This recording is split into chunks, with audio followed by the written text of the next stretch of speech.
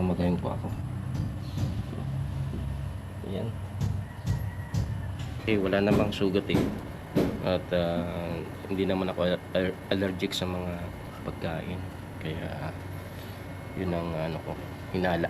So yung buhos ng hagdan ay pwede nang hakbangan mataas, magagamit kagad. Ayan, at saka na lang yung mga ibang kasunod.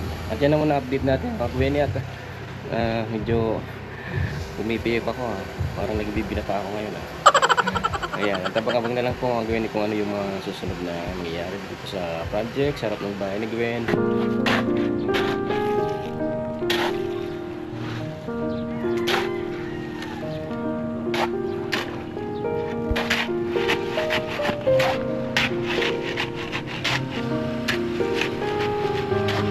Ayun, madaling matutuyo yung ginawa nila, binuhos. At yung isinusunod nila ay ingay naman ni Ate Mama.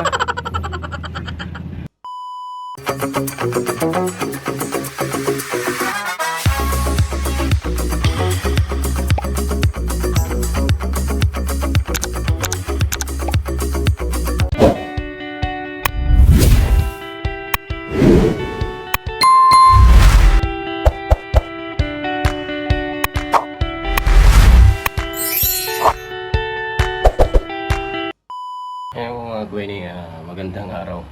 At medyo hindi ako makalakad ng maayos ngayon kasi mamagayin po ako. Ayan, puro nalamigan to. Kaka drive sa dun sa motor at laging maulan kaya nababasa yung paa ko. Siguro yun nga, baka nalamigan kaya namaga, kasi wala namang sugat at hindi naman ako allergic sa mga pagkain, kaya yun ang ko, hinala. Ayan, at nandiyan na nga sila Kuya Carpenter, nasa taas na, at nagsisimula na silang gumawa ng i-prepare para dun sa pagbuhos dun sa maliit na portion na slab sa gilid. Ayan, at medyo pahirapan yung paghakot nila kasi sa taas sila maghahalo ng semento. Nandun na yung gagamitin, yung buhangin at graba, yung tubig, inahakot na din, at semento na lang. Ayan, mahirap na wala pang hagdan doon sa taas habang gumagawa sila. Yung hagdan na matibay, yung sementado, lang yun yung ginawa na hagdan para makakyat yung kahoy. Kaya medyo pahirapan. Kaya lang, syempre lang, sakripisyo lang at konting pasensya para magawa yung mga trabaho na dapat gawin. Ayan po. At maya maya po ay akyatin natin sila para makita natin kung ano yung ginagawa nila sa taas. At medyo maganda-ganda na yung panahon ngayon, pero dalawang gabi kaming hindi nakapagtinda dito sa boulevard kasi pinuulan. At yung pwesto namin ay talaga na papasok din ng ulan, hindi katulad nung iba naming katabi ay may talaga sila, sadyang sisilungan ng mga customer kapag malakas yung ulan. Kaya ngayon mas marami yung customer nila, syempre kasi yung mga tao mas pinipili nila yung may sisilungan kapag umulan. Kaya kahit umulan ay nag-ooperate sila kasi maganda yung pwesto nila, lalo na yung nasa unahan, yung may maraming ilaw. Ayun, talagang malawak yung nila, espasyo dun sa loob. Talagang kahit malakas yung ulan, may hangin, ay okay lang kasi yung mga customer nila ay safe dun sa loob. Pero dito sa amin ay talagang hindi. Kaya pag nagsisiksikan, mga ilang grupo lang ang kasya dyan. Dun sa May Trapal ay tatlo, lalo na kung Dito kasi ano, grupo-grupo. Minsan isang grupo lampas 10. Kaya medyo nagkukulang nga sa ano, upuan. Lamesa meron, pero yung upuan kasi yung nakaka-consume dun ay yung maraming kasama, barkadahan baga.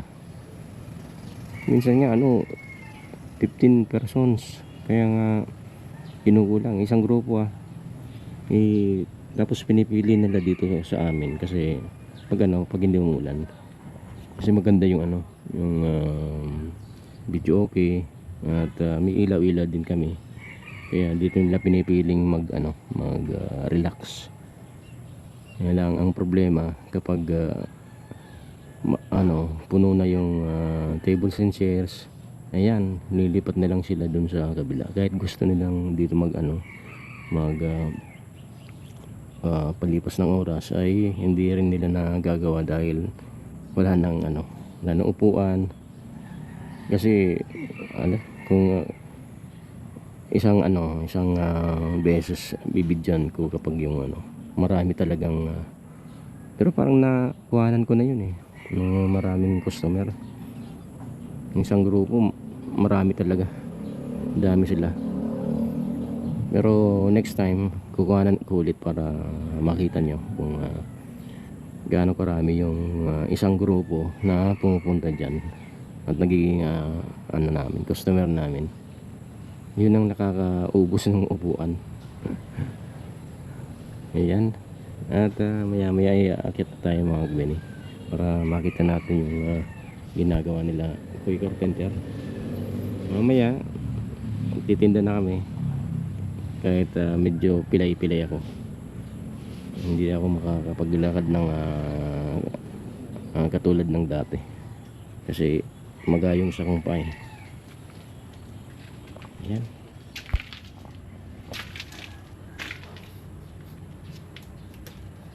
Baldi.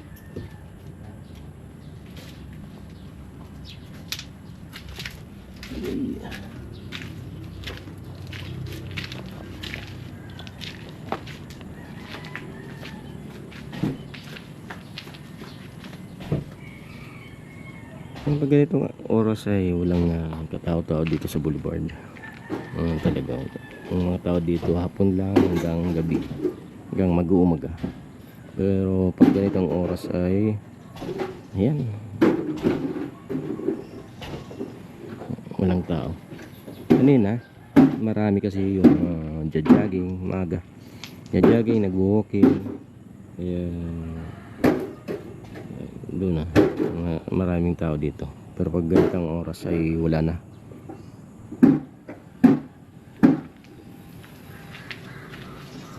Tignan naman tayo. Nanta mo kasi kaya baga alitil ko. Hindi ako makakuwang marami. Saan mo nagubag? Aglokan ko yun. Usapon ka. Hindi yan ako.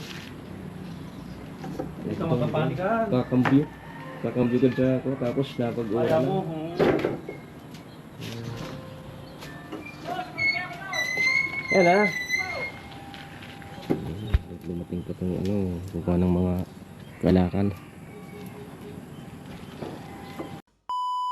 Akyat po tayo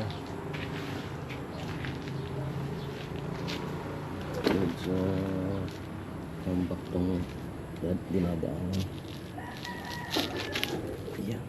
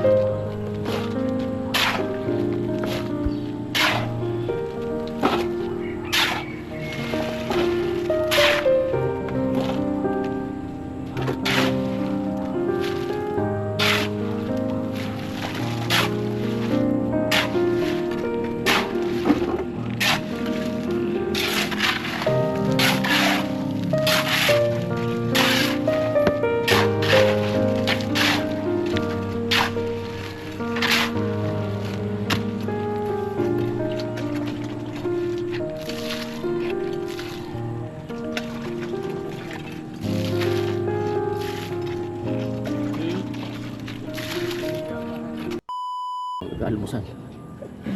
Iwanan muna natin sila. Yung carpenter. At ayun, ginagawa na nga nila yung pagbuhos dun sa maliit na portion sa gilid. Buhos na slab. Kasabay na yung biga. Sinabay na nila para isahan.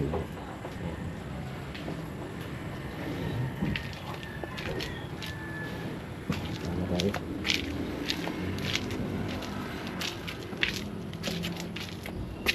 Problema pag may nararamdaman ka sa katawan, nararamdaman ka na yung importanteng parte ng katawan mo yung masakit.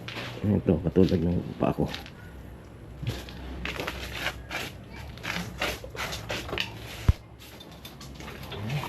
Yan naman update natin mga Gwen. At maya maya lang babalik ulit tayo doon para tingnan natin kung hanggang saan na yung nabuhusan nila. Ayan po, hanggang sa muli. A few moments later.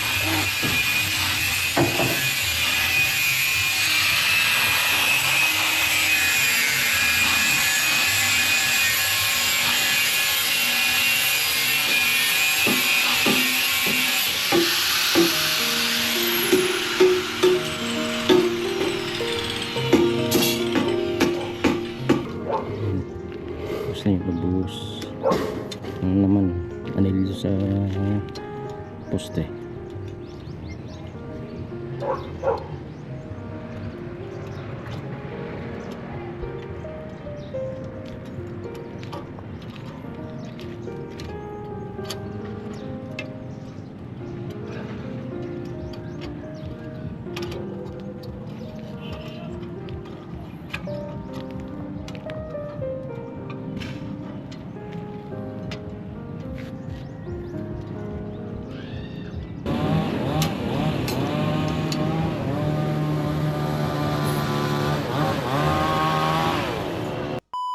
Mga Gwen, at natapos na nga yung kalating araw nila yung carpenter ngayong Lunes at kakalis pa lang nila.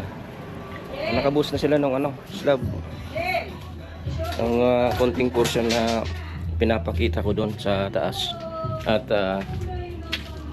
tamang tama, mainit na yung panahon kaya ayun, madaling matutuyo yung ginawa nila.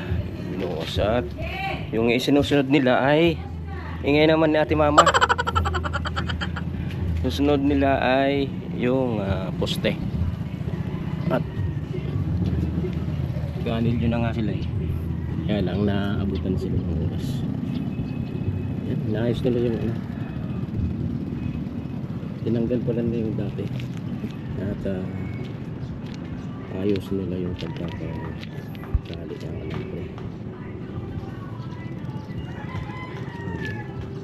Kasi dudugtungan pa nila ito eh. Dudugtungan pa nila. Yung apat na nasa unahan ay okay na yan. At itong 1, 2, 3, 4, 5, 6, 6 na poste yung dudugtungan. Yan. At hindi pa pwedeng i-reveal yan kung ano, bakit dudugtungan, bakit sa unahan gano'n, ganyan lang ka baba yung poste at dito dudugtungan. Ano kaya ang gagawin dito, kaya gano'n yung mangyayari. Abang-abang na lang po mga Gwenny.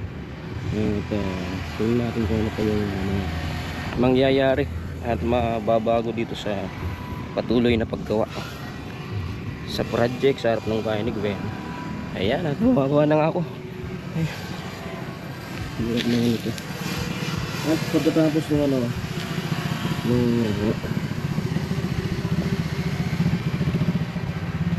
paposte na yun ay papasunod ko na itong pagdan para hindi na ganito na kapag umaakyat dun sa taas ay ayan, para maglalambitin muna bago makababa. Para kasi yung hagdan ay pwede namang pagkatapos mabuhusan yung hagdan ay kinamagahan, pwede na tungtungan. Pero yung ano niya, yung forma ay hindi mo natatanggalin, syempre. Kasi mga ilang araw din yun papatigasin. Habang pinapatigas yung ano, yung buhos ng hagdan ay pwede nang hakbangan pataas. Gagamit na kagad. Ayan. At saka na lang yung mga ibang kasunod. At yan naman na-update natin. Kakuwene at medyo pumipiyip ako parang nagbibinata ako ngayon Ayan, tabang-abang na lang po mga Gwen kung ano yung mga susunod na mangyayari dito sa project, sa harap ng bahay ni Gwen. Hanggang sa muli. A few moments later. Ay mga Gwen at kakatakas pa lang nila Kuya Carpenter. Ay mahapon dito sa isang buong araw na pagtatrabaho nila. Kaya patuloy na paggawa dito sa project, sa harap ng bahay ni Gwen. At ayan, tingnan natin kung ano na yung nagawa nila. Akyat na naman tayo.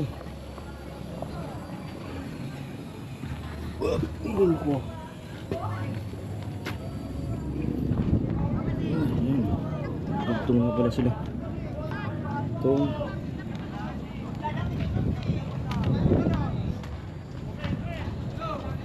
ayan ang pamilya.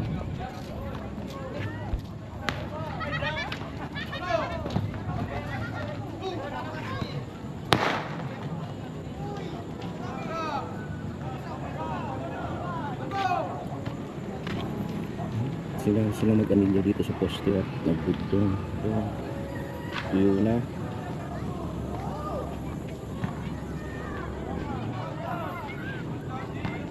Gamit na niya ang nila yung ang laking bakal.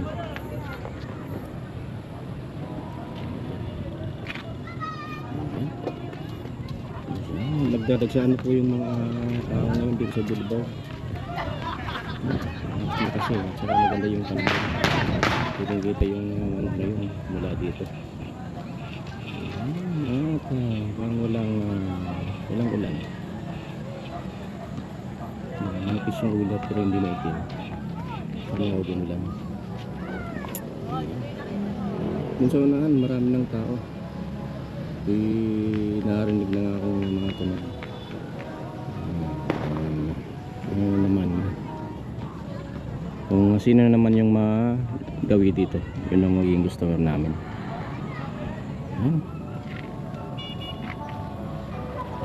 Yan na muna update natin mga Gwen bago daw na ulit tayo.